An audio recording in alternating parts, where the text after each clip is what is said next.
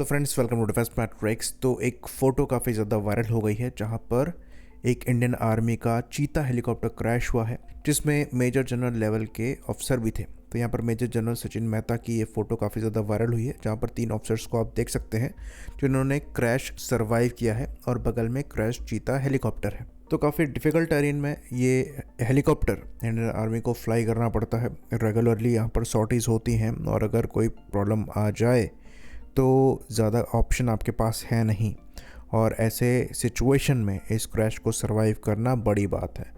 लेकिन फिर वही सवाल यहाँ पर उठ जाता है कि इतने पुराने हेलीकॉप्टर्स को हम अभी भी फ्लाई करा रहे हैं, इनके रिप्लेसमेंट का क्या, जो कि दशकों से देखा जा रहा है और अभी तक कुछ भी फाइनलाइज नहीं किया जा सका है। यहाँ तक कि जो डोमेस्टिक डेवलपमेंट चल रहा है उसका भी अभी अता पता नहीं है।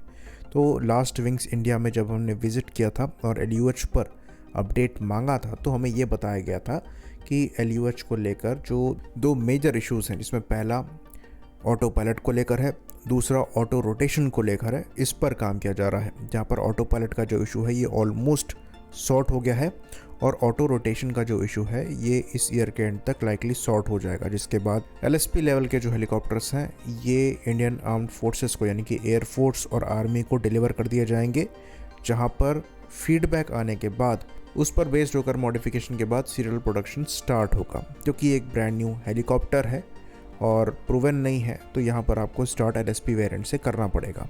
तो 12 हेलीकॉप्टर ऑर्डर में हैं, जिसमें से 6 हेलीकॉप्टर जो हैं ये आर्मी और एयरफोर्स को जाने हैं।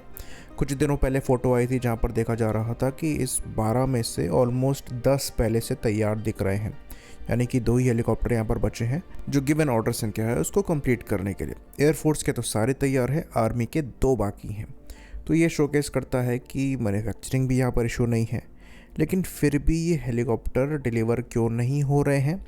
जो इश्यूज़ हैं उनकी हमने चर्चा करी, लेकिन उसके बाद अभी एक रिपोर्ट आई है जो कि एक ऐसी परेशानी को दर्शाती है जो कि आसानी से सॉर्ट करी जा सकती है, लेकिन उसकी वजह से फालतू में ये प्रोग्राम डिले में है। तो यहाँ पर कोई ऐसा इंजीनियरिंग इशू नहीं है जिसकी वजह से इस प्रोग्राम में प्रोग्रेस नहीं हो रही है, बल्कि अग्रीमेंट इशू है जिसकी वजह से प्रोग्राम आगे नहीं बढ़ पा रहा है।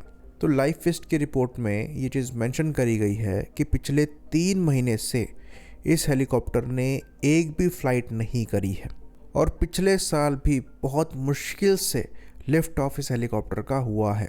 कहा जा रहा है कि यहाँ पर जो इशू है ये सर्टिफिकेशन को लेकर है। तो यहाँ पर HAL और फिर सर्टिफिकेशन अथॉरिटीज़ जैसे कि सेमेलैक हो गई, RCMA हो गई और आर्मी, इन तीनों में टेस्टिंग स्टैंडर्ड्स को लेकर, सर्टिफिकेशन ऑब्जर्वेशंस को लेकर, ऑपरेशनल एक्सपेक्टेशंस और कंप्लायंस पैरामीटर्स को लेकर अग्रीमेंट नहीं बन पा रहा है, जिसकी वजह से सर्टिफिकेशन में इशू आ रहा है और सर्टिफिकेशन नहीं होगा तो हेलीकॉप्टर को फ्लाई कराने में दिक्कत आएगी। लाइकली ये इशू ALH के इश्यूज़ के बाद ज़्यादा प्रोमिनेंट हो गया है।